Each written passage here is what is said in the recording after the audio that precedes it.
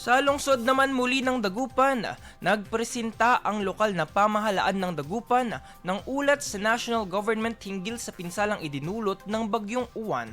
Ito ay sa isinagawang situation briefing sa Narciso Ramos Sports and Civic Center sa bayan ng Lingayen.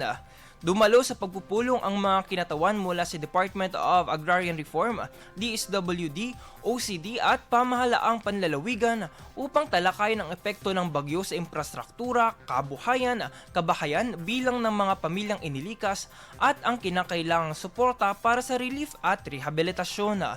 Inilatag ng Dagupan ang kasalukuyang sitwasyon at mga urgent needs ng lungsod habang nagpapatuloy ang koordinasyon sa national government para sa mga kinakailang recovery efforts.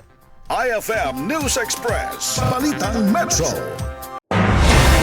IFM News. IFM News. IFM News.